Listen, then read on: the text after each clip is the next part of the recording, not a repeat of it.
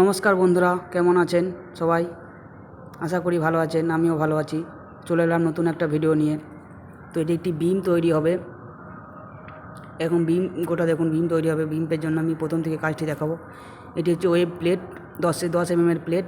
এটি আছে 480, 6 মিটার লম্বা। আর এটি একটি ওয়েব ফ্লাঞ্জ প্লেট। ফ্লাঞ্জ প্লেটটি আছে চওড়া আছে 180, লম্বা আছে 6 মিটার।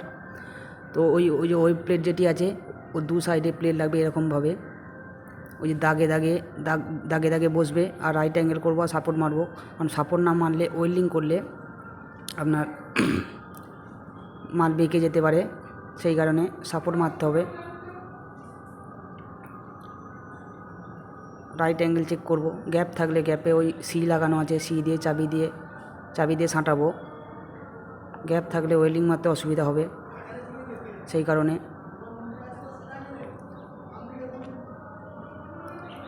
সাপোর্ট মারছে। রাইট অ্যাঙ্গেল চেক হচ্ছে, সাপোর্ট মারছে। গ্যাপ হলে ওই সি লাগানো আছে, দেখুন এটাকে বলে সি লাগানো আছে। সি দিয়ে সাঁটাবো, সাঁটিয়ে ট্যাকিং মারবো। আরেকটি প্লেট তোলা হচ্ছে, দেখুন প্লেটটি হালকা আছে, সেই কারণে হাতে করে উঠে গেল, নেই তো না হলে হাইড্রা করে তুলতে হতো। তো আমি লেভেল করে নেবো, ওর সাথে লেভেল করে সি মারবো। দেখুন এক সাইডটা ফিটিং হয়ে গেছে, আর এক সাইড ফিটিং করলে আমার এই বিমটি কমপ্লিট হয়ে যাবে। দেখুন এইটি শুরু করলাম,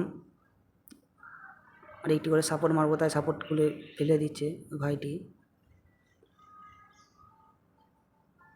তো আমাকে এখন বলছে যে ওই চাবিটা ঢুকবে না, আমি তবু জোর করে ঢোকাচ্ছি।